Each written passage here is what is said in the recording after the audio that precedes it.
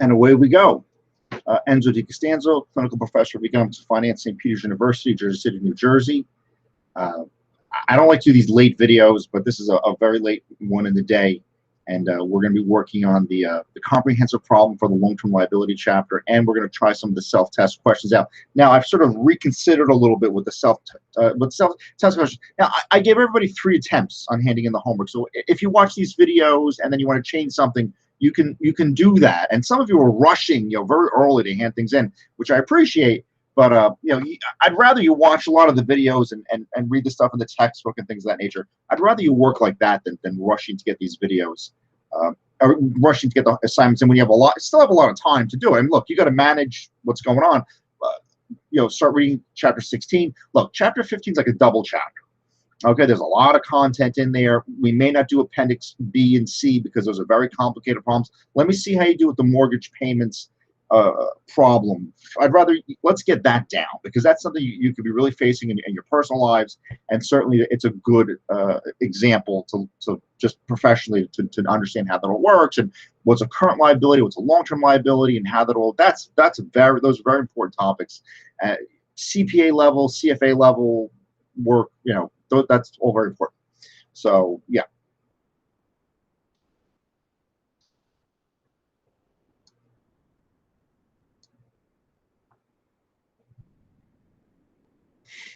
Okay, let's get the Excel going, and we'll start talking about the comprehensive problems. Will take a while to explain, and then we'll spend some time. So instead of making a video today and tomorrow, maybe I'll just make a little bit longer one, and just you have the stamina to watch it. That's the best I can tell you. So.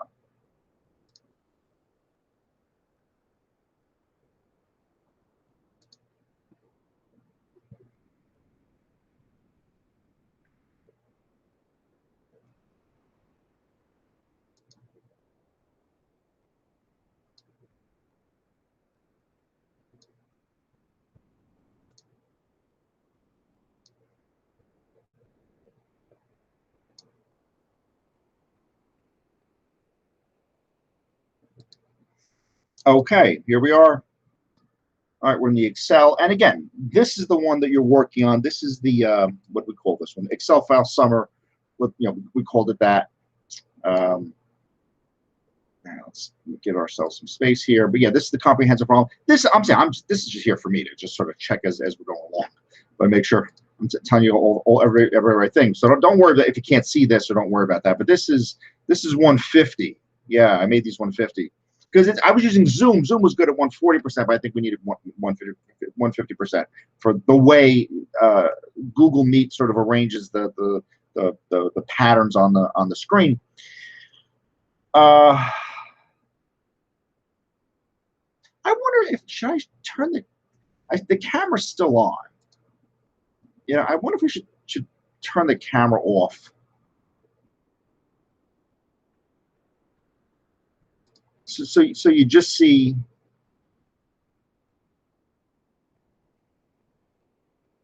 Maybe the camera's got to come off, and you can just see the tile. We'll try it like this. Like I said, you guys, this is a summer of experiments with you guys, so please bear with me. Now, oh, by the way, now we have the Blackboard up and running, where you can you can upload all your assignments to Blackboard. I can check them, and now I know where to find them. I know the right place to look. So like I said, I think now you're just seeing the screen. I hope that's what you're just seeing the screen right now. Okay, so looking at this is Cinder software. They've successfully developed a new spreadsheet program, whatever.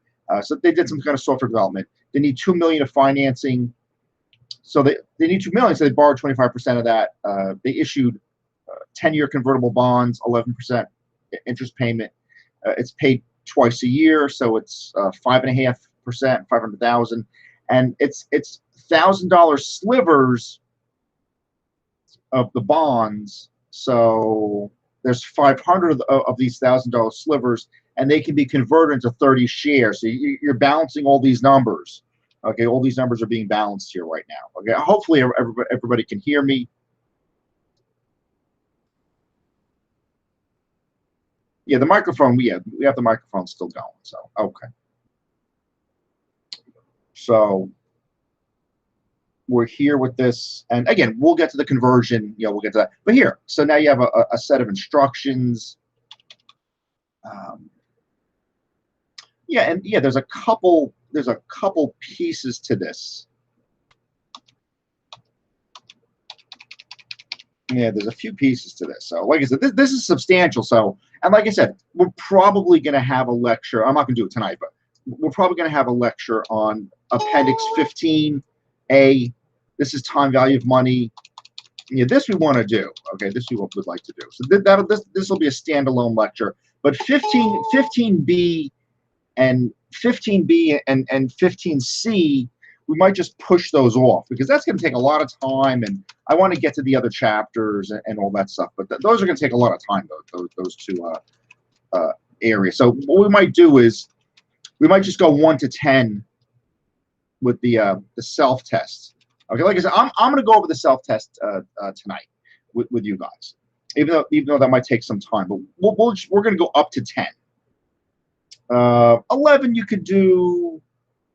12 needs some work. 13 needs some work. 14, 15. So yeah, we might just go up to 11 with this. We may just sort of put a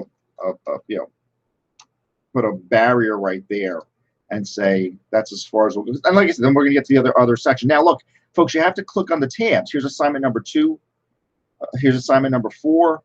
Here's assignment number 5. 1 and 3 are just definitions, and you can just type those in Word. Okay, you can just type those in Word. Okay, but you're going to have, this. I'll tell you, the centerpiece of what I want you to do in this course is right here.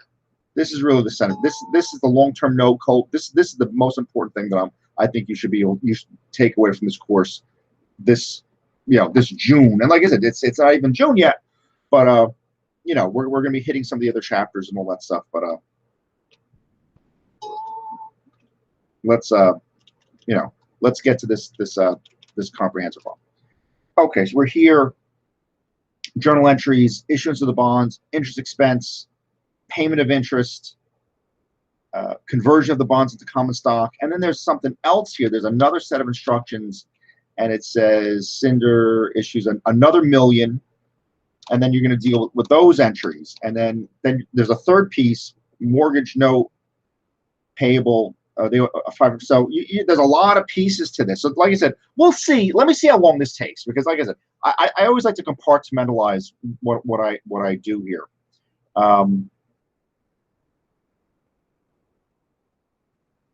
Yeah, there's 3 pieces to this, and they're significant. These are 3 significant pieces. So, okay.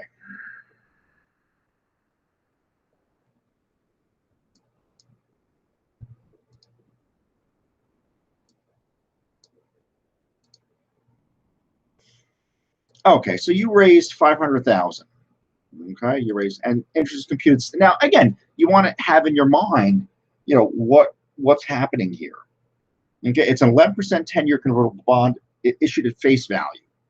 Okay, so the company raised $500,000 in cash, and they have a liability of $500,000. Okay, that's the liability that they have. Is that?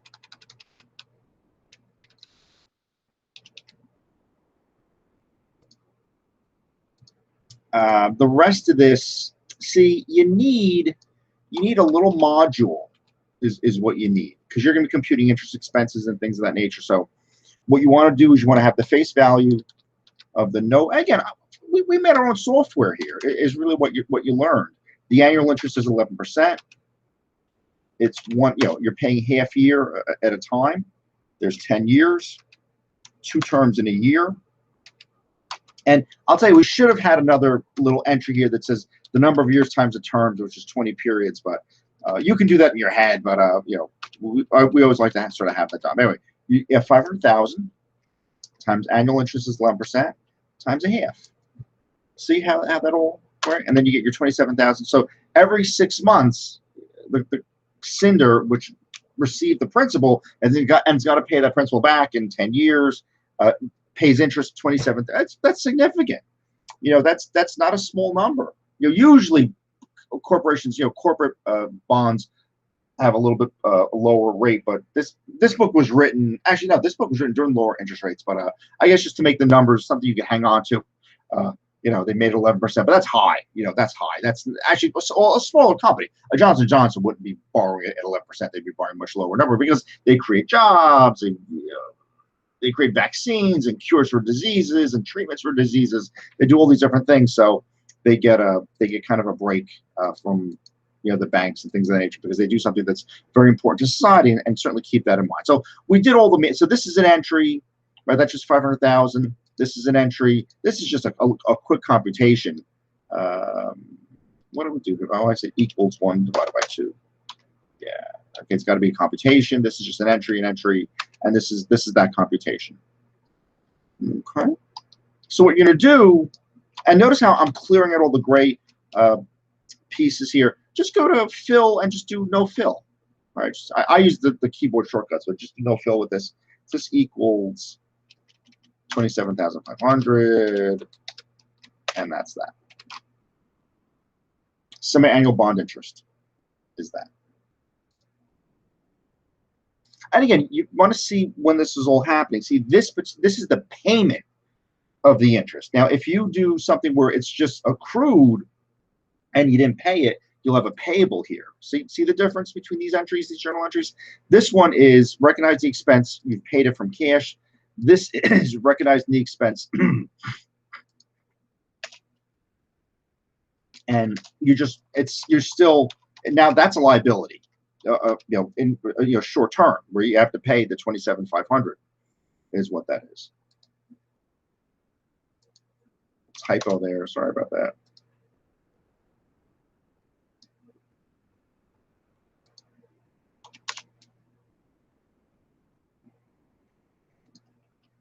Again, I'm going to post this so you guys have it. Okay. That's interest expense, which is right here. Now, again, this is something that's accrued, and then here you're going to pay it. Right? You're going to write off your, it's going to come out of cash like that. See how we did that? Okay. Where this comes from here. Right? It just comes from down there. Okay. That's the auditing function. So you're going to go to view. Is it view or is it data? Formula. See, it says precedent, all in here. Precedent, dependent, arrow, all that. Okay. So we're there with that.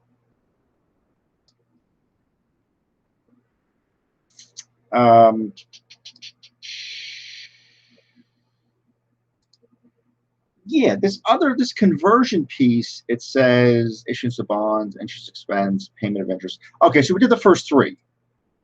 Okay, we did the first three is what we did. We took care of those. So the issuance of the bonds, the interest expense in July and December, and then the payment of the interest on the 1st, and then July 1st is you paid that one. So we took care of the first three. These were just journal entries, nothing more to it than that.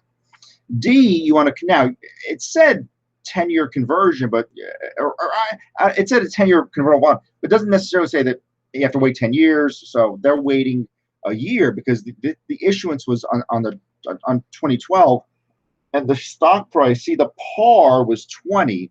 So if the stock price is 67, there's a lot of popularity in that. So the lender might say, hey, we want to convert to common stock, as opposed to, well, the interest payments, and they can do it at their, when they feel like doing it, they're doing it. So we'll show you those, that computation next, okay, which is the next part of this. So again, this is the conversion entries, and again, what that is, instead of the 20 interest payments over 10 years, you're going to let your investment, you convert your investment to shares, not shares of debt, but shares of equity, and the market's going to ride on that. You'll get the rights to dividends, and your investment is appreciated value and those kinds of things. So the share conversion, it's 30 shares per $1,000 a bond. I think it was, 30 shares. Yeah, so each $1,000 bond, so there's 500 of them, and the par is 20. Okay, so you have 30 shares for Yeah, there's 500 of them. Yeah, number of bonds, 500.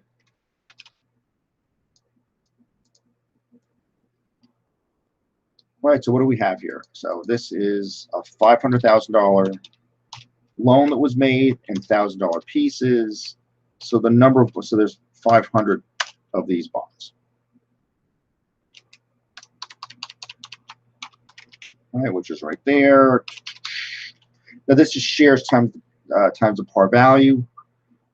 Oops, and let's do number of shares from the convertible. So this is equal to the 500 debt units times 30 per, so that's 15,000. So this is going to be equal to par times 15,000. And then how do we do the common stock? So this was these two, and this was, yeah. So this is just simply that. I wrote it, for some reason I put it in there twice. So anyway, so again, the payable converts to 500,000. The common stock is 300,000, and then what's left, right? What's, you know, obviously, again, from the, I know we didn't cover this the common stock chapter. From the common stock chapter, if there's an investment made and there's only so much common stock based on the par value, the paid in capital excess of par has got to make up that difference. And this is just simply, this is just a check, 500,000. Okay, so there's how you make your conversion. Like I said, this is tremendous material. This is tremendous material.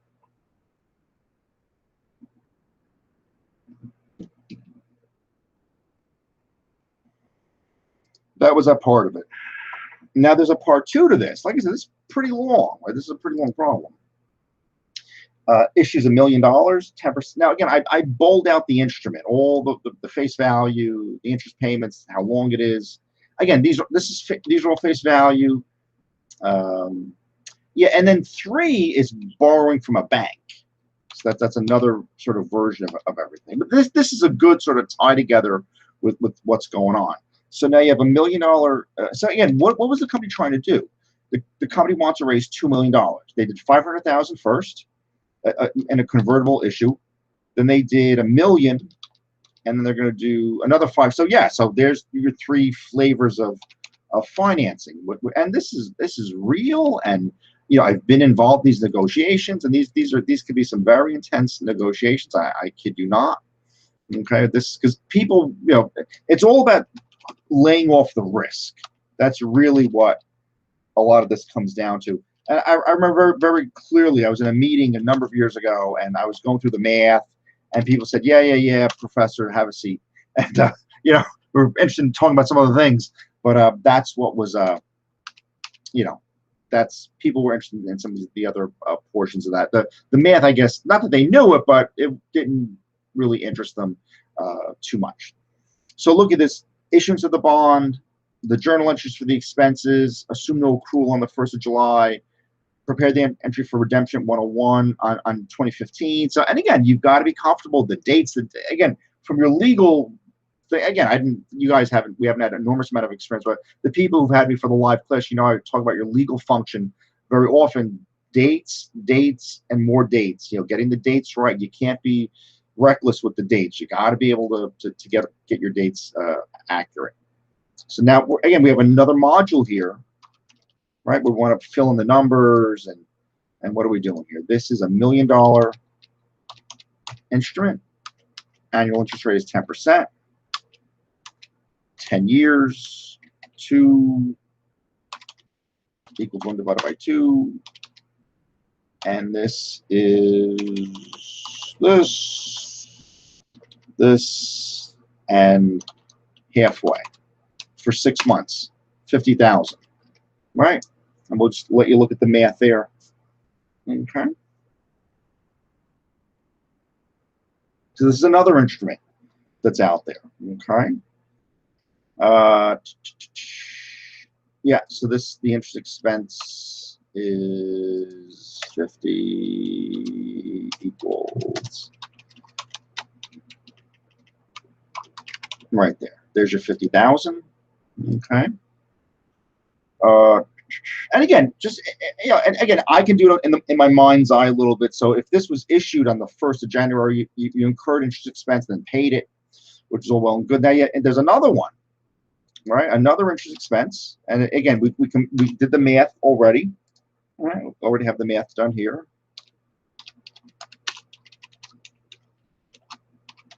Right, 50,000. Record accrual of some annual bond interest. And again, I apologize for the typo. You're always going to, folks, let me tell you, it's like my cousin who's a Gettysburg, it was Gettysburg College at the time. Obviously, now it's Gettysburg University, probably. Is it still Gettysburg College? Let's check that.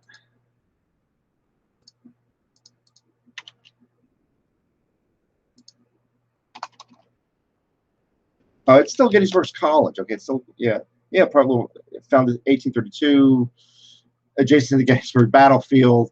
Okay, so it's still a college. It's not a university yet. Their endowment is better than St. Peter's by a little bit. Okay, it's Lutheran at one time. Do great work. Okay, it was the Pennsylvania College at one time. So yeah, this is. I knew this was a tremendous place. I knew this was a tremendous place. Let's see, where'd the president go? Western Mass, Harvard, University of Law.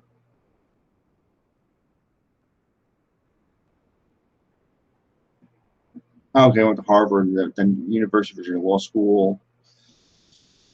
Okay, so you're an attorney, and attorney's the head of that college. So, okay, so yeah, folks, I apologize for the strike through here, but this is the whole loss thing. I need to do better with the losses and gains thing. But this is like equity, so obviously it's going to be on this side as you're looking at it if it's a loss. So this is interest here, and what's going on this other piece of it. So we acknowledge the interest there. Okay, we recognize this interest payment here. This was the issuance.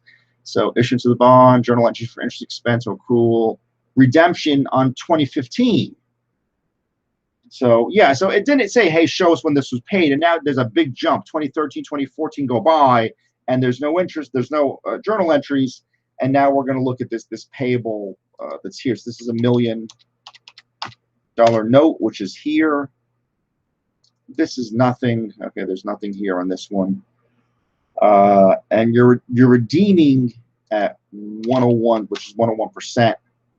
So this is going to be equal to this times the million, which is right there. So it's 10,000 extra. So somehow now you got to figure it out. Well, yeah, the deal on the bond, the deal on this instrument was you're going to pay $1 million back at some point. But what you're doing is, and this is how you have to realize this. This was issued on January 1st, 2012. It's supposed to be a 10-year instrument. So it should be going to January 1st, 2022, and you're supposed to have 20 payments, right? You're supposed to have 20, 10 times, 20, you're supposed to have 20 interest payments.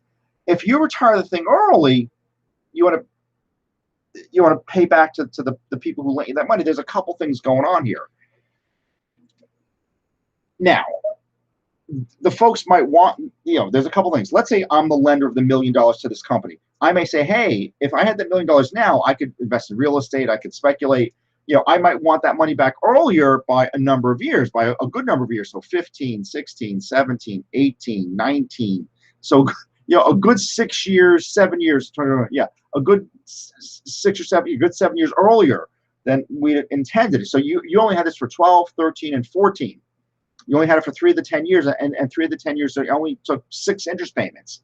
So somehow, either I want my capital back because Donald Trump's going to sell me some real estate on Fifth Avenue, New York City. I want to jump on. I need the money for that, or I need to be compensated for you guys may be getting this debt off your books, but I'm losing all my interest payments for the next 7 years, and you got to compensate me for that. Now with this low number, I would suspect that the person who lent the money wanted the money back, as opposed, because he wanted it back more than the people, more than Snyder, who may have said, hey, it's nice if we got this off the book, but if we paid you back early, you want the capitals. And people know what in terms of these negotiations, sort of what's going on. They say, hey, you want your money back, but you got to we'll pay you back a little bit to compensate you for a little bit of lost interest, but it's not even close, right? One interest payment alone is $50,000. So compensating them for 10. Now, again, these are academic examples, and it may not exactly resonate with what happens in the world, but this is their loss, right? Because the agreement was to pay back $1 million, and they're paying back $1 million, 10,000. There's a $10,000 loss here, okay? And you do your check here with this, right? You do your check, okay? It's $1 million, 10,000. And here, there's a little discussion at the bottom of this. It says what's going on. We were carrying this at $1 million because it was face value, right? And then the cash paid was this times the 101, which was right. And like I said, you can do the math in a couple different places.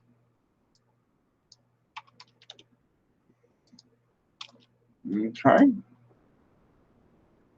So if it was carrying at $1 million, and to retire it, you had to pay an extra 10,000. It's a $10,000 loss. It's an instrument. It's just like a stock. It's an instrument. Okay. But that's what that is. Redemption of the bond at 101. Okay. So you can see those two pieces took 10 minutes each about. Right. Those are two long pieces here. And like I said, we'll post this, and you should be going through sort of step by step to understand how to do everything with this. The third part of this, now this is, mortgage no payable. Now, this is just like your assignment number 5. I just looked at it. I decided to not do this one and just do another version. I might do this maybe in a little bit, but I want you guys to work on this cold research one and hand this in as an assignment. But we're going to go through exactly, what you need to do with that right now. And you've already seen an example of it. Okay, you already have an example of it. But we'll do another one for you guys. So this is the third bit of financing for that $2 million. This is the mortgage note payable. And what are we talking about here? This is this is 500,000. Is it? Yeah, here it is.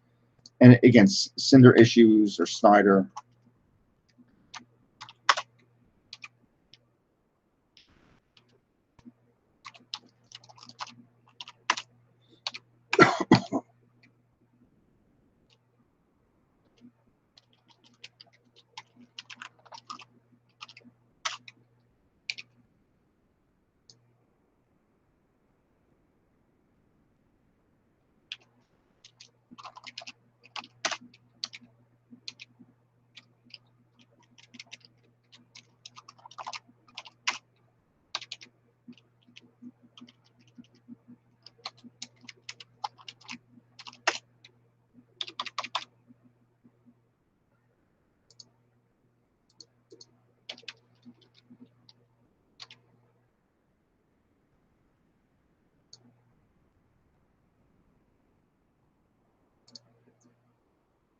So this is a $500,000 mortgage note payable, 12%, 15 years, and you have this amount here that they give you. What the installments are, it's semi-annual, so it's twice. So it's 30. There's 30 payments. So, and this was issued. How was this issued at face value? I hope the first 4 installments.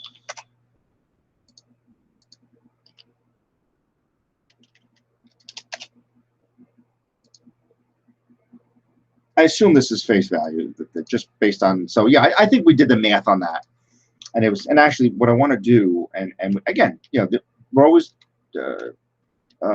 painting the Mona Lisa here. I want to take this formula. We have it sort of the long way, in a sense, but I want this. This is the present value formula.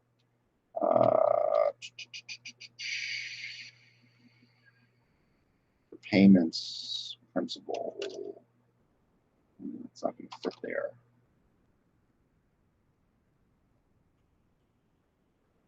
I'm just going to jam. I apologize for jamming it in like that, but that's for the time being, we'll sort of put it under here. Okay. You should have more space when you work. For now, we'll live with that. Okay. This has to be issued at face value because we're not using a discounting factor. We're just using the interest factor. 12% divided by 2.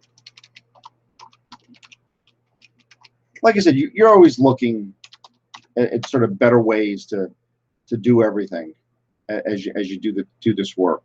So okay. All right. Yeah, there's a lot of. Now we had something like this that we'd worked on before. So what I'm going to do, I'm going to show you sort of the two ways of doing it. You're using this, and you're using, again, I should have the years in here, and I don't. And again, the more, well, you know what we're going to do? Yeah. Look, let's make some space here. Let's do this.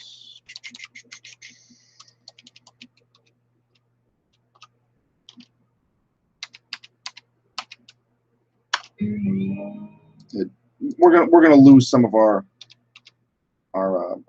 centering here.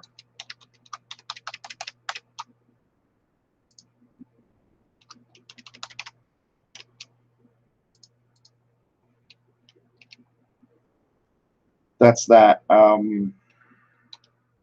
Yeah, I should have something like this. Number of year. Yeah, there. So I should have that. And actually, I want to change that on my file here. Oops, don't. Yeah, just bear with me while I do this. 1, 2, 3, 4. That's fine. We'll lose some of the centering.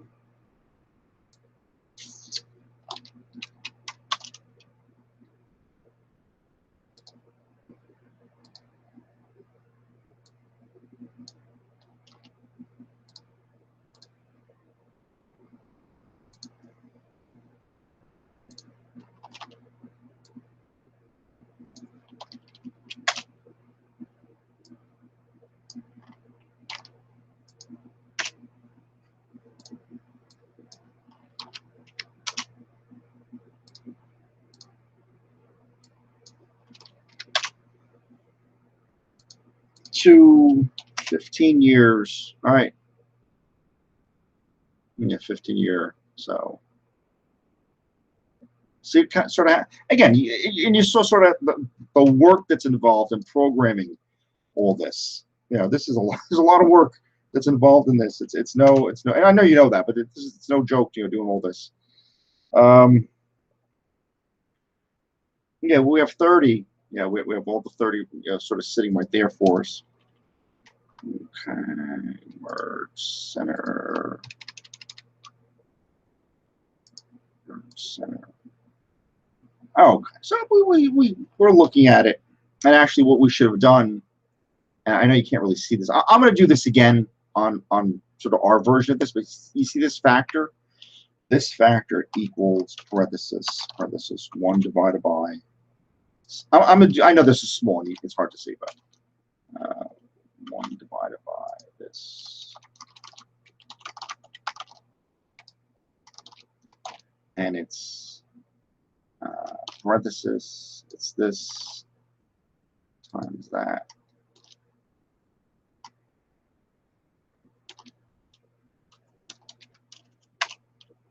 Yeah, there it is. It's the same thing, right?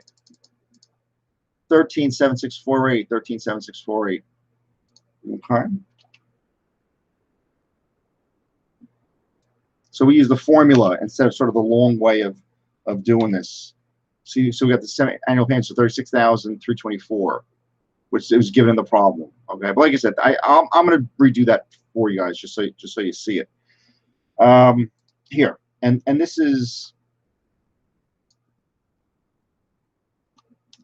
Let's just do this just as we're sitting here talking.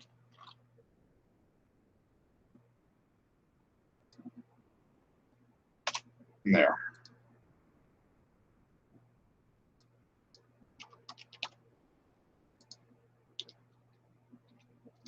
We'll put the payments in a second. But you want to have this thing sort of sketched out. Okay, this is when it's issued. This is the issuance date. All right, what's the issuance date?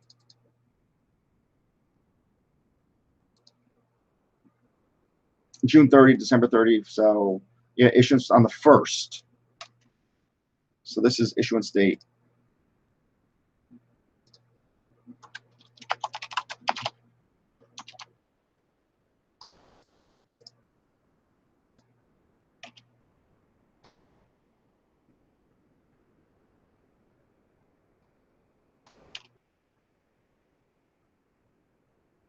Okay, that's the issuance date. And yeah, let's work on these. We want all these indices here that you have the issuance date, and then you have all 30 payments and those dates, and when this all ends, and when it's retired, and like I said, you need to learn to type these dates in yourselves. And I didn't do all that for you guys. And this is the index. And actually here I have this little counter here with the index. Like I said, you can copy and paste from my work if to make the dates a little bit easier for you to deal with. And this is the June ones. And I think over here, these are also June. But I'm saying one could be July. Some of them are January and July or something like that. But like I said, you get a little get a little workout with working with this, working like this. You get a little bit of a workout with it, which is never a bad thing for you. Okay.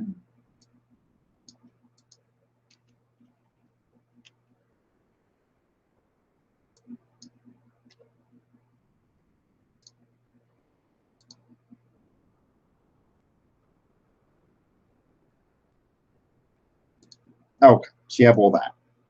Okay, you have the interest, the years, face value, and we want to confirm this. And actually, what I'm going to do by just using this formula, see that the rate here, the interest rate here, I can compute this factor (parenthesis 1 over the 6-month rate, which is 6%, minus 1 over 6-month rate, which actually this is a minus. I underlined it by accident.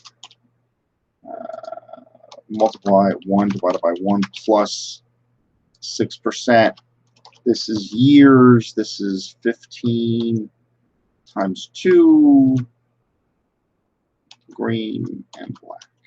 There it is, 13.7648. Yeah, that's the factor that you need.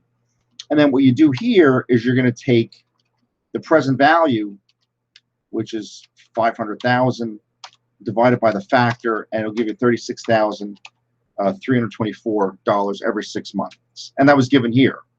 See, 36,324, 36. See how I got that? So I divided the 500,000 by the factor, and the factor is just what's in the square front. This is something from the finance book goes through. It's a summation. This is in calculus 3. Okay, it's a summation of how to do a series. It's a summation of a series, but without going into the calculus of it. But the way this book sort of operates, what you also can do, and this is sort of the long, crazy way, but don't worry about it though. 1 plus 6%. We're going to anchor that, and then you're going to go to the first power right there. Okay, and you'll get to 13. So now what we need to do,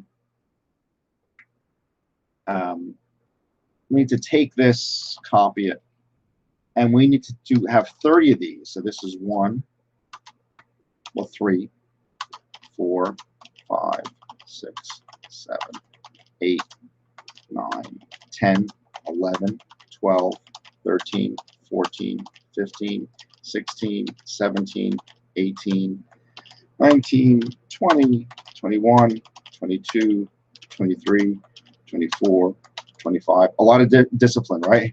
26, 27, 28, 29, 30. No mistakes, no typos. Get rid of that last plus and hit return. And now what you're going to do is you're going to go through. So, and the 82, this becomes 83. Right, you got to go through all the BFs. Every 182 gets changed by 1 more. This is 84. This is 85. 86. 87. 88.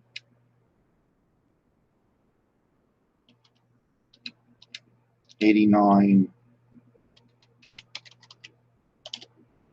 90. 91, 92, 93, 94, 95, 96, 97, and you're going to see something in a second. 98, 99, 200, 201. So let's see where we are. Yeah, we're not. See, we have a bunch more to go. See, now I'm using all these indices where this is the present value. So what you're going to do here is you're taking all those interest payments, you're determining the present value back to T0, which would be the 1st of January, and that's what this is. You're taking the, all of those 30 future interest payments, saying what is the value today, and that this is how you do it. Okay, like I said, we'll do more of this. I know this. There's nothing easy about this, and I understand that. 02, 03, 04, 05. Still going to be going with this. 05, 206.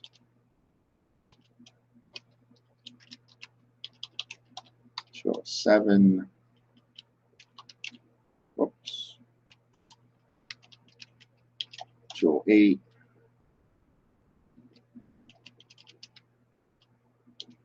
209.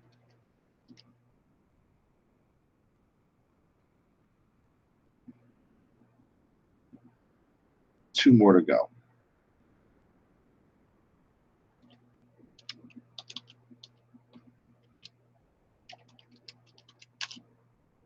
There, 13,764. Okay. Same. A little. That's why we have this nice succinct summation formula here for the series. You just plugged it in, and the calculus was sort of done for you. Oh, you have this Excel, and when we typed in 30 terms. Can you type in 30 terms? So again, that's why I want you guys to really concentrate and focus and get some practice on this. Okay, because this is an important, learning how to do this is very important. And now all you do is you take the present value divided by the factor, and you get the you get your monthly payments, or the 6 month the interest payments, right? Save as you go. Okay, save as you go. Okay. Now that we have confidence, you can take the cash payment, either one of them, what do you want to work on?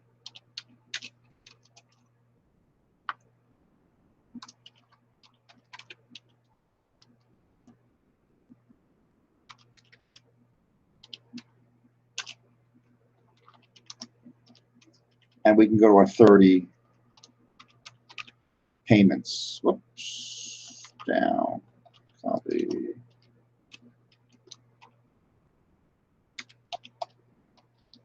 Okay. There's your 30 payments, and these are just this is just nominal. Okay, this is just simply nominal. And what you did is you're just making it equal to the cell before. So you have these 30 interest payments is what you have. It's just equal to the cell before. Then you say equals sum, right? And you go up to the top.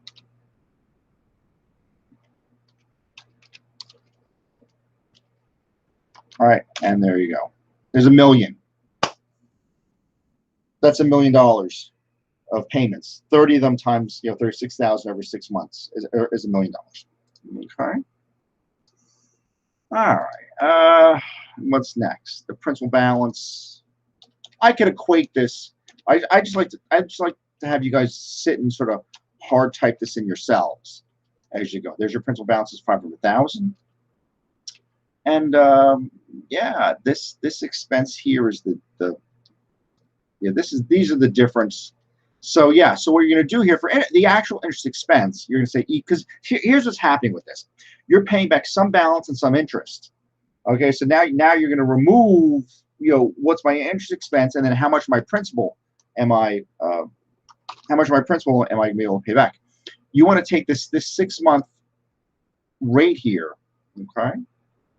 And actually, what you want to do, you want to lock in the column, because you're always going to be working in this column. The principal reduction is just what's left after you make your payment, right? That's 6,000. And then what you do is you take the 500,000, you minus the 6,000, and that's you get 493,676. See what we did here? So the principal, now the principal reduction. This thing goes all the way down, right? And I'm saying you don't have any other numbers in here, so that's why it's looking like that. But this is, again, now what you do is, if you just fill this down, right? It's going to be 6% of 493 as opposed to 6% of 500,000. So the interest expense is a little bit less, and then you get a little bit more principal reduction. See how that happens? Now the principal reduction is up about 400, and the interest expense is down a little bit. Okay, and then now you see, now you have different, end of year balances type thing. Okay, and we'll do a few years right now, so you can see how this thing sort of washes down as we go. Now, I think what's best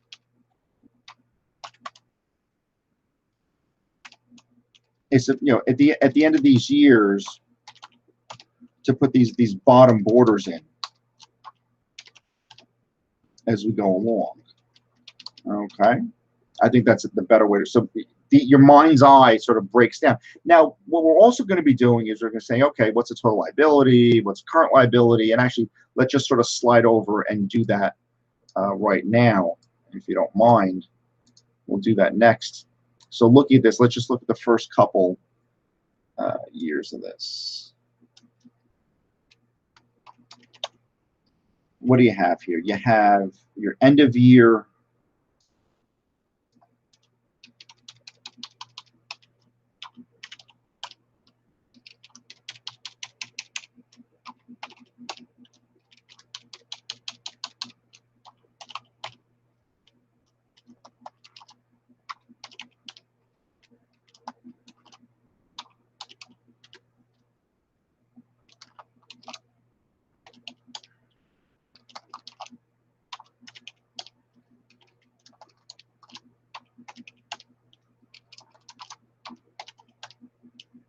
And on and on and on. See how I'm doing this?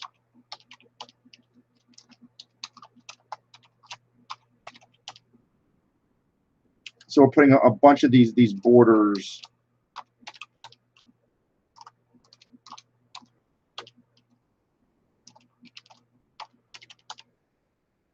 Okay. So at the end of the year, you're seeing what you're looking at. So again, this is, accounting. Again, you can't get away from the accounting part of this.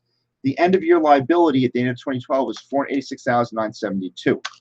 Okay. The current liability are the sums of the next two principal reductions, right? That's 14,639, and then the long term is the difference. Okay.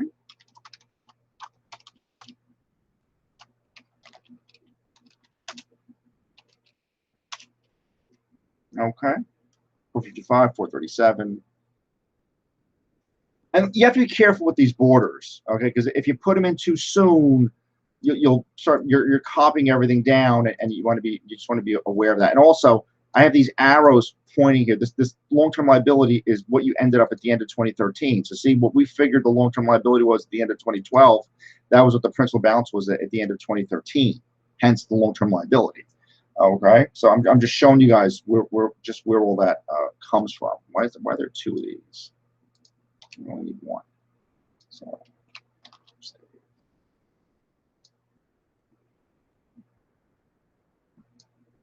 okay, save as you go. But yeah, so that's right. That's what's going on here. Okay. So here, again, we're going to fill the rest of this in, obviously, and finish off this particular problem. But you can see this was 45 minutes on this, and we're still not really done yet. It's a $500,000 loan. Okay, we've computed principal reduction and interest expense that we're going to pay 30 times 36,324. Right, we figured that out. Some will be interest, some will be principal. And as you can see, as you go down the column, you're paying more principal and less interest, because you're paying the loan off. So your balance goes down from 500,000 to 437 just a couple years later. Okay. And actually, what you can do here, I hope that this will work. Will this work? Control D. Let's see if this worked. Yeah, 66, 7, 125, 5. Yeah, I just fill the thing down. Now you got to be careful with the next piece of this, because you're at the end of each of these years now, right? You're at the end of 2015, end of 2016, end of 2017, end of I'm hitting Control Paste. End of 2019, end of 2020.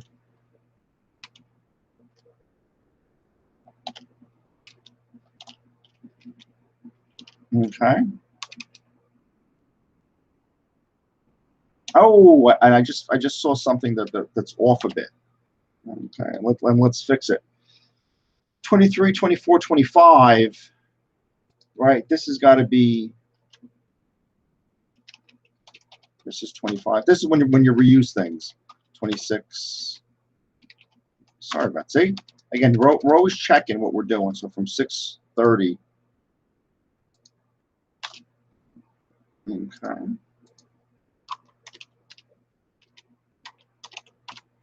Again, we're always fixing what we're doing here.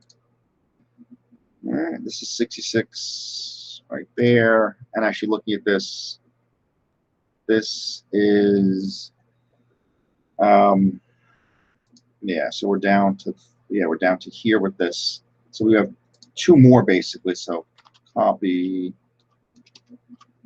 HB formula, alt HB formula. There we go. Now we'll make this yellow, so we know it's 0. And that's what you want. At the end of all this work, you want to be able to sit there and say, okay, you know, I got my principal down to 0, is what you wanted. I got rid of all the filling in there, and we're still finishing up. So now here, the long term at the end, at the next to last year, the long term obviously is 0, and all that's left is 66,000. You know, 597, which is just 2 of these, right? It's just, that's just 36,000 times 2 is really all that is.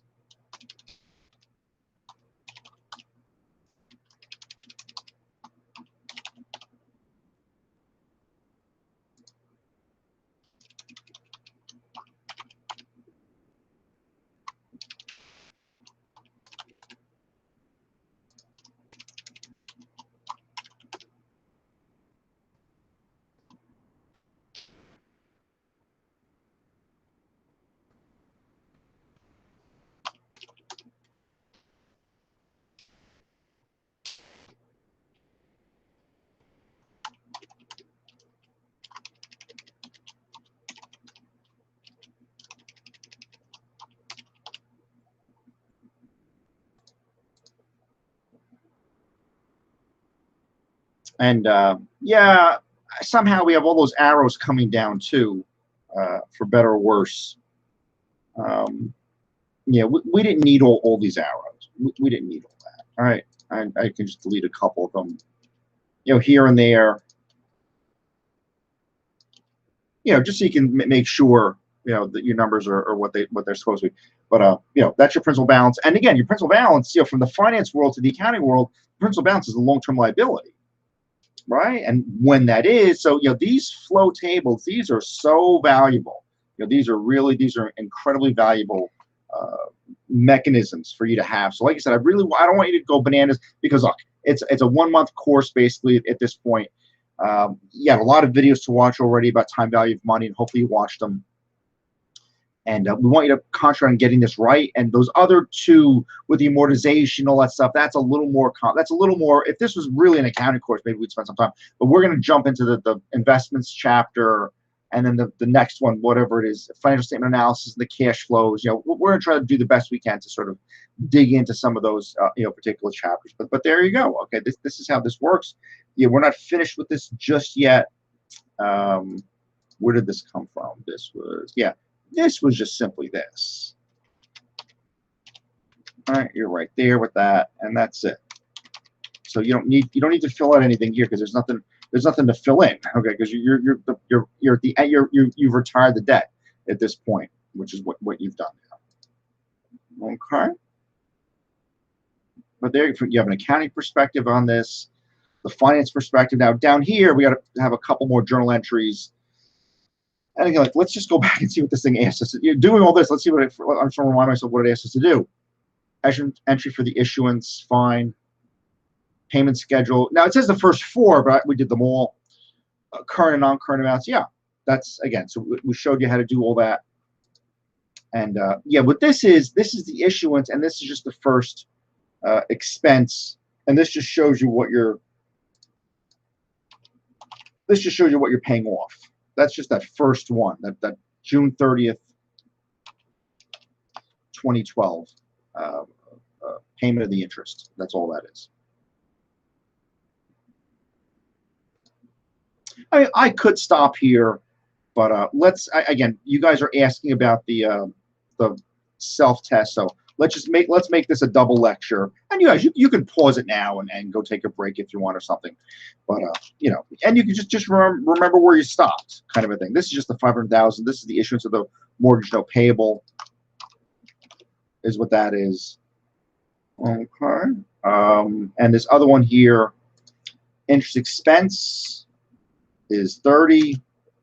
This is what the principal you paid off is 6,324, and this is your cash, which is right there, and then you're going to save that. Okay, that's a semi-annual payments. That's the first one. That's the first. But you could obviously there's going to be 30 of these, and then this is retired. So, but there you go. Okay. There you go. Yeah, this should just be 2012, not January 2012. So maybe that label is a little misleading. But there, yeah, this was the big one. Okay, so you have all this. But yeah, the comprehensive. This was a good hour. You know, going over this. Like I said, I'm just going to weld it together. We'll do self-test. You know, right now. So I'll jump into those 10 questions and go over sort of the answers and explain them a little bit, so you guys have a little bit of a background on how to do all that. And like I said, you can resubmit it if you want to.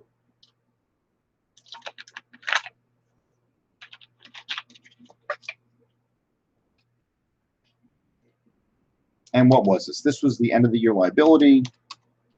This was a summation of the next two principal reductions, and that was the difference in the total liability and the current liability. This was the cash payment minus the interest expense. The interest expense is the last principal balance times that 6%. Now, again, this is a situation where you don't have a discount rate. You just use a 6. You just assume issuance at face value in this particular model. But again, and when we do, tomorrow's video will be on the appendix, on appendix 15A. Okay, is what that will be. Okay, and then you'll have a discount rate that might be different from the annual or the semi-annual interest payment rate. There's principal reduction there. This again, see, this is 6%, right? That's 6% times the previous principal balance in June 30th, 2014. Okay, and you can see here where these numbers are coming from. There's a list principal balance. There's this. Okay.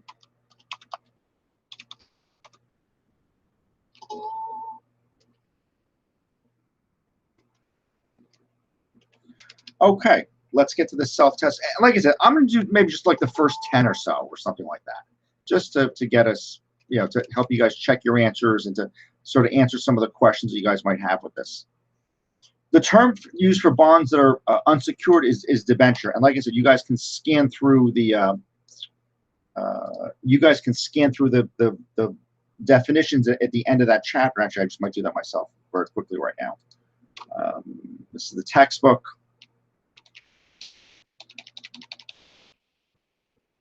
So this is why those definitions are important, because it does help you with what we're talking about. Like I said, there's 3 appendices in here. Generally, there's not this many appendices. I'm working on the investment chapter right now for you guys.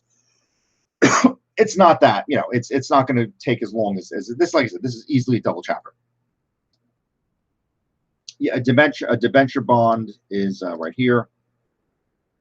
General credit of the borrower, so who you are, kind of a thing. That's why that's important. Okay. The market rate of interest is the rate investors demand for loaning funds. Okay, that's the discount rate. That's a very, I'll say we're glossing over that. That's a very important thing, and you having that worked out,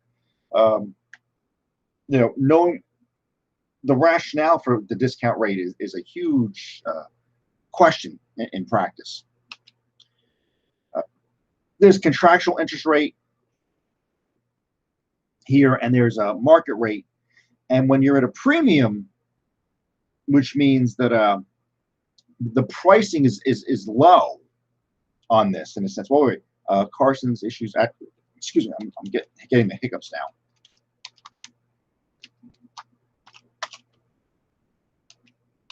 The bonds are issued. Okay, issued at a premium means the maturity value 200,000. So 201, 202, 203, something like that. When you're paying, a higher amount than the face value to buy the cash flows, excuse me, you're reducing your market interest rate. So the contractual rate is going to exceed the market because you're paying more. Pardon me, you're paying more to get into these bonds. So you're reducing your return. So the contractual is higher than the market rate. Okay, pardon me, folks, for the burping. This was, somebody asked me this in the emails. 49 corporation.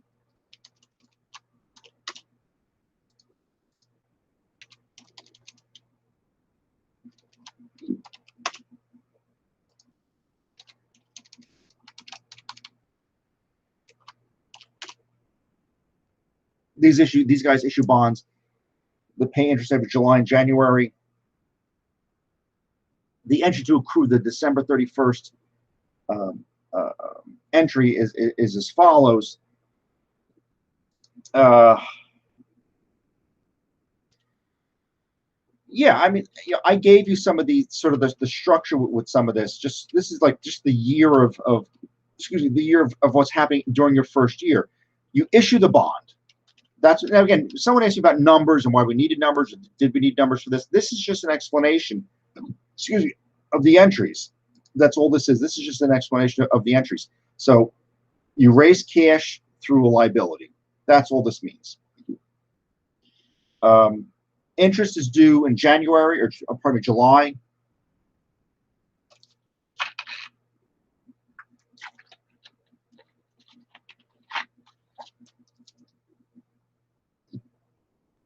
Okay, and it's computed. And there's no. This is just showing you the journal entry, just what the structure is on this. To record the payment. Actually, yeah, this is payment because you have the cash entry here. This is the entry for no previous accrual of interest. Then here you're recognizing interest expense. Now you didn't pay this. This is the accrual of the interest. Is all this is. That's what this is asking.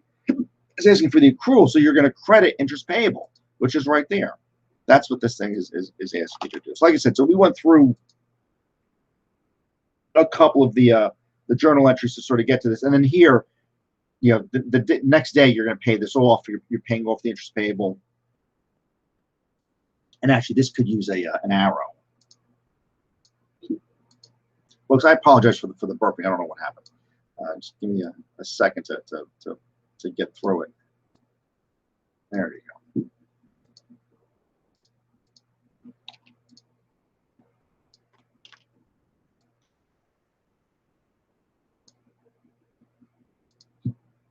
Okay, but that's what that looks like. Yeah, so somebody sent me an email saying, "Oh, well, where are the numbers? This is just a structure." Okay, this is just simply structure. Now for number five, yeah, number 5. This we're gonna do a little bit of math here for number 5. You have a $100,000 bond payable, right? You have a $100,000 bond payable. You're going to pay it. You're going to retire it at 105. So at 105. So the cash number here equals 105 times 100. So now, right away, you're saying loss because the face value is 100,000. You're to retire. So for you to stop making any more interest payments, you got to pay $5,000 more, so that's a loss, is what that is. But there's other stuff too, though. Okay, it says the carrying, now you have the carrying value, which was 103,745. So let's deal with that. The 103,745.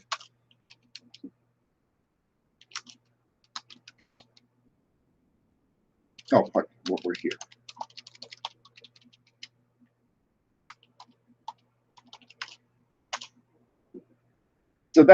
So theoretically, you were it says the carrying value at the redemption. So that's what you received from the instrument buyer. So Gester received 103,745. They're paying back 105. Okay, they're paying back 105, which is here, which you computed, which is, again, it says when you to retire these payments, that's what you need to pay. So we have a multiple layer of numbers here. This premium is what you paid or what you received from the investor. That's folks. Again, I apologize for the burping. I don't know what's happening here. So 3,745 is the premium on the bond payable. The redemption is what you retired at minus the carrying value.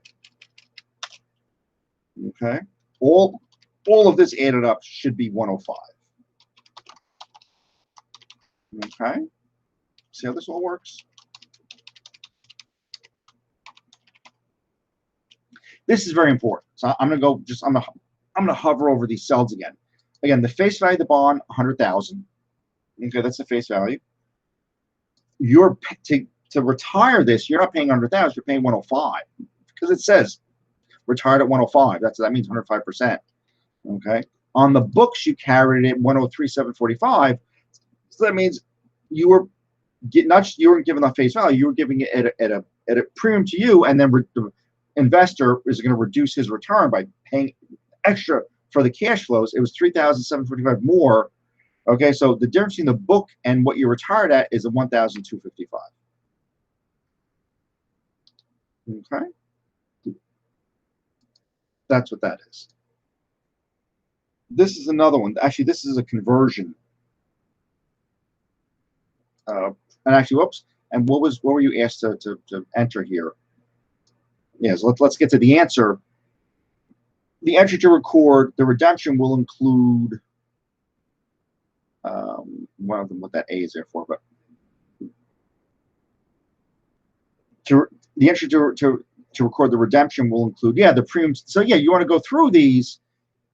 The loss is not 37.45. That's not the loss. There's no credit. It's not a gain. So A and C are crossed out. The premium is not 5,000. Okay, the premium is 3,745. So you're in a debit premium. So it's B. This one is going to be. Again, you want to look for the one that's true. You can't just run to these choices and just start making guesses. You got to make this little model here, which is what we did. Okay, so what did Gester receive from the bond from the instrument holders? They received 103,745. They were paid 105. So now you have to account for the premium. You have to account for the loss. Now, whose loss is it? It's the company. It's a gain for the investor, but it's a loss for the company, for Gester.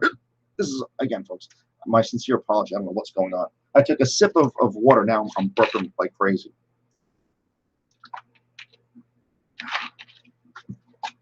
Oh boy, these hiccups. I got to stop getting the hiccups when I'm making these videos.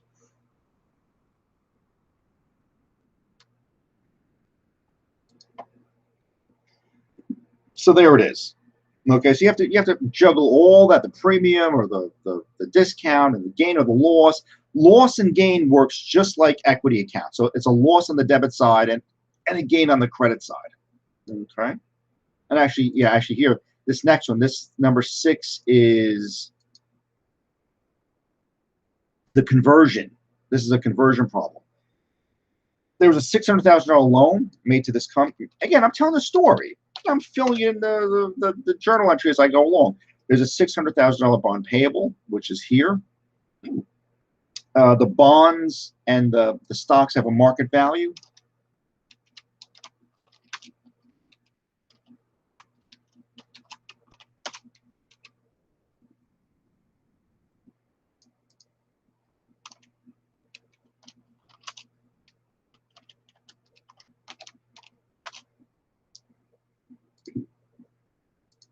Yeah, the bond have a market value of $760,000, so a little bit more. Now, what that means is we can convert this debt instrument into 10,000 shares. That's what it means. Okay, and the par value is $1 on this. The par value is $1. And again, it probably would have been better. Yeah, I did it like that. If this probably would have been better to do something like this. $1, which is right there.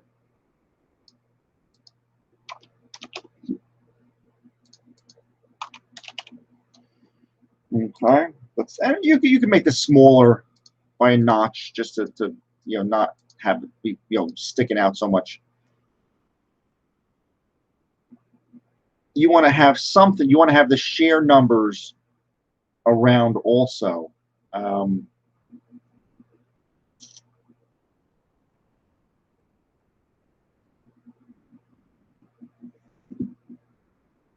I mean, you could put it anywhere here. What is this? 10,000.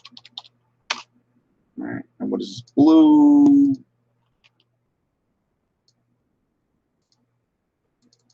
Right, which is right there. And center the thing.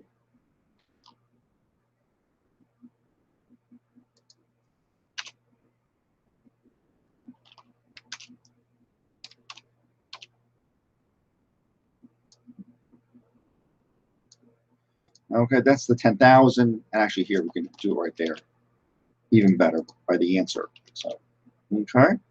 So this equals 10,000 times $1. That's 10. That's the common stock is 10. Now the excess capital, again, if you're converting $600,000 instrument into stock, it's got to, those numbers have to be the same. So if the par is $1 and you're getting 10,000 shares, obviously paid in capital is 590. Okay, that's what that is. I make this yellow here.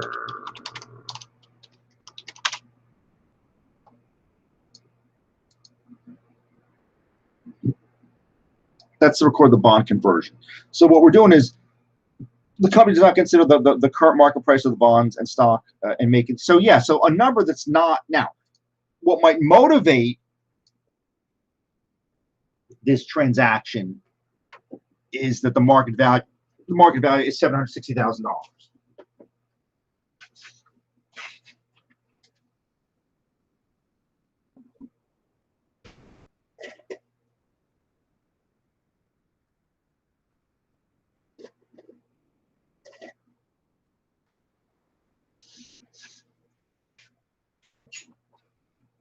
So what might motivate the transaction is the 760, right? That, hey, this thing that we lent these guys 600,000, and sure, we have a bunch of interest payments, but we'd rather have the stock price appreciation with this deal. So they're making that conversion. It says it doesn't, right? It doesn't enter into computation, but it's maybe why you did it, right? Which is really important. Like I said, we want to discuss. So this is the carrying book value method, how we recorded this. Oh yeah, what's the? It says what's paid in capital 5.9. And again, you want to picking a letter is sort of the last step here, right? There's obviously 590, right, which is just this 600,000 minus 10,000. 7 is there's a 20-year mortgage.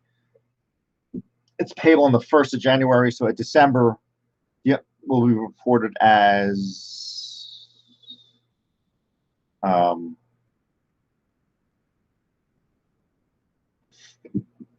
current and part long-term. Yeah, and again, that's this stuff.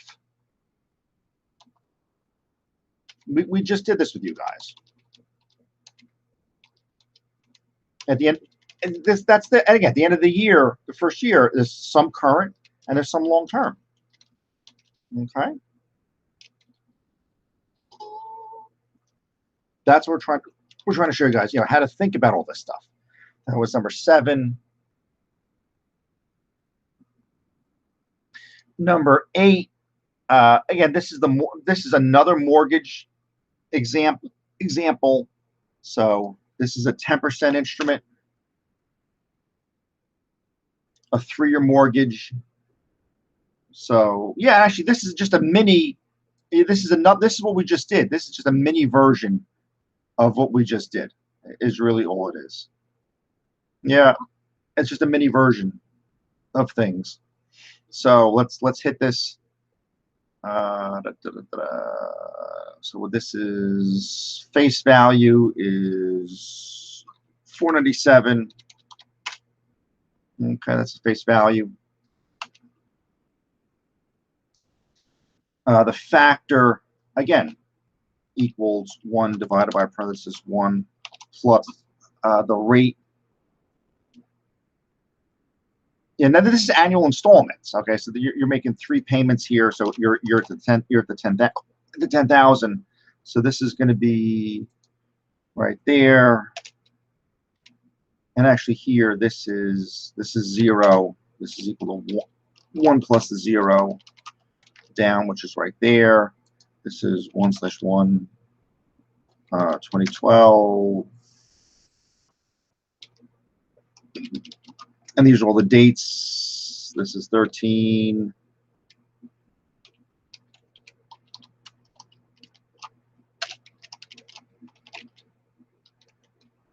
$14, $15.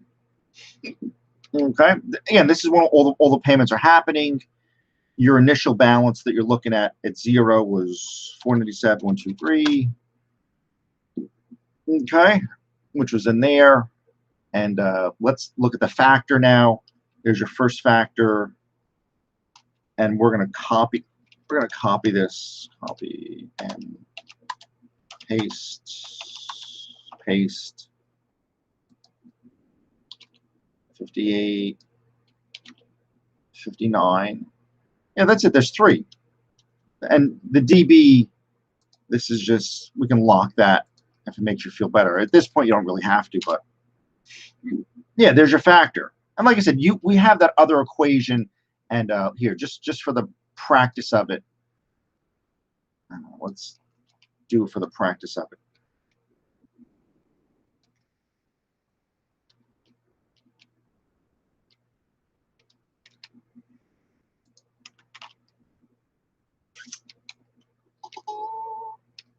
Again, folks, I apologize for that little hiccup. I don't know what happens.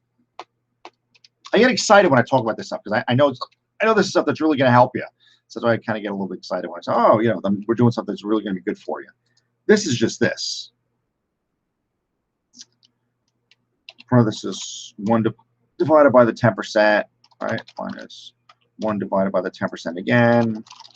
1 divided by parenthesis 1 plus 10%. 3 years.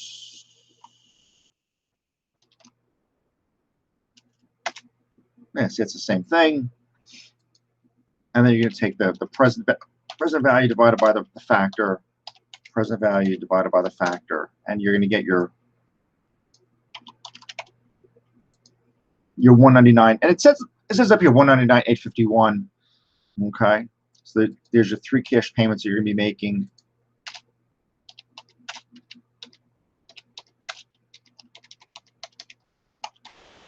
Right, which is right there. Okay, yeah, for whatever reason we didn't sum them up. Let's sum these up. I don't know why we didn't do it before.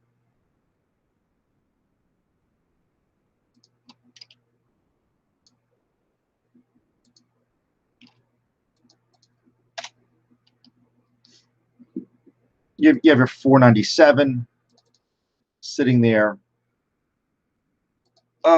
These, there's no entries. and this is going to be equal to this times 10%, 4097. All right. So, and you don't have you don't have any your other numbers yet. So this is going to be, how are we doing this? Yeah, this is the difference. So you're reducing principal pretty dramatically. All right, and this is this minus that.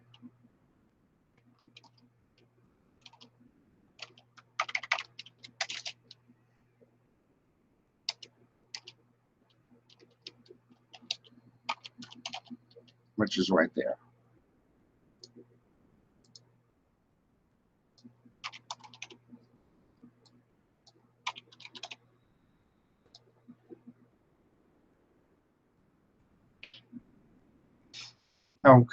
Okay.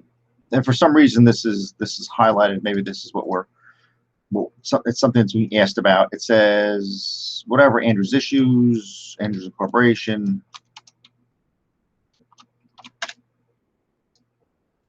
And yeah, folks, like I said, this is the real thing. I mean, this, you know, I've really done many of these, and I anticipate doing a lot more as the years go on. It says, what is the amount of interest that should be recognized in the second year? Well, there's 34. Again, what are they asking? 34,685. So the closest one is that one, is C. Okay. So, and again, just as we're here and as we're working, let's just do all this. This is total liability there. Down, down. All right, this is 0, which is down there, and the current is the next year's reduction. All right, and there's nothing there, and the long term is just simply the difference. All right, and I think we're good. 181. Yeah, this goes to 0. Okay, so this is a short one. That's the same problem. Okay, that's pretty much the same problem. So like I said, to work out these numbers and figure out in the second year what the interest expense is going to be, which is what the question is. Number 9 is about leases. It says there's no bargain purchase option, but the lease term is equal to 90% of the estimated economic life of lease property. Lease fee does not transfer ownership to the leasee by the end of the lease term, but the lease term is equal to 75% of the estimated economic life. And how should these various leases be classified? Well, again, I sort of reinstituted all the notes here, so you guys could just relook at essentially all the benefits and risks of ownership, and all the benefits and risks of ownership. The leaseor, the lessee. Operating lease is the leaseor, the lessee has the benefits and risks of ownership. And then there's all these conditions and the rationale, the lease transfer ownership of the property to the leasee, bargain purchase option, 75% or more of the economic life of lease property, equals or exceeds 90% of the fair market value. So all of those sort of points that you need to hit, as to what's a capital lease and all. So this does not contain a bargain, but it's equal to 90% of the estimated economic life. And this is 90% or more. So yeah, so the first one does qualify. It's got the first condition, and the second one is economic life. And yeah, okay, so they're both capital. Yeah, they both can satisfy capital leases. Okay, because one of them satisfies condition number 3, the other one satisfies condition number 4. Okay, so that's what that is.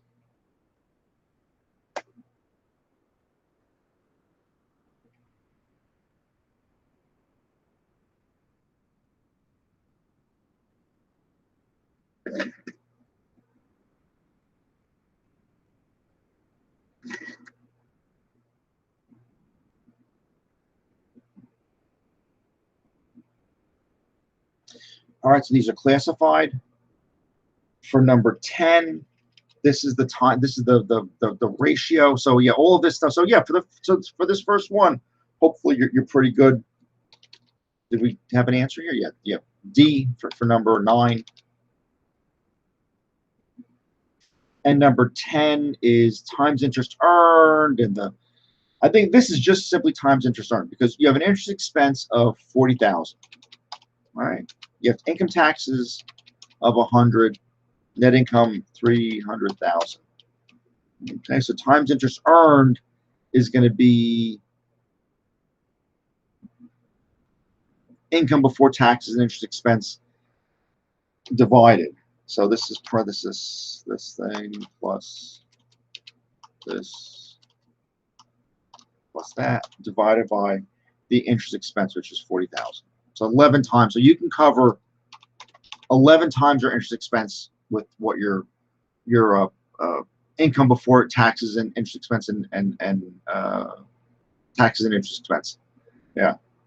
Like if net income is 300, taxes are 100, and interest is 40, so it's 440,000. So it's 11 times because you only owe 40,000 interest expense. So it's, you could pay it 11 times over, which is what that's trying to tell you. So that's going to be D. Okay. 11, the market price of bonds is dependent on all of these, right? This is dependent on all of these. Now, payments of the amounts at the time, interest rate.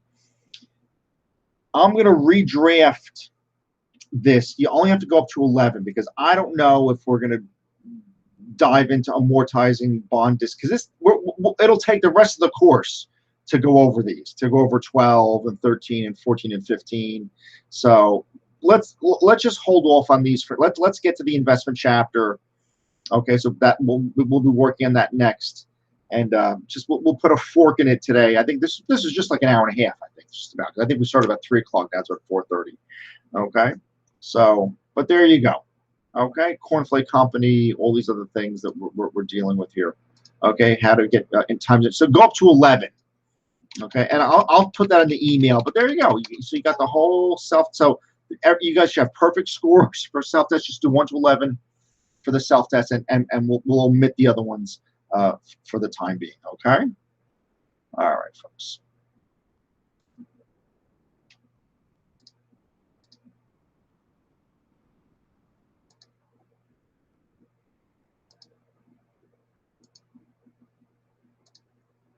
Okay. All right, folks. I have a feeling that you had no video of me for the whole rest of the hopefully you just saw the Excel and that was it and just spotlighted it on that. Hopefully that's what happened.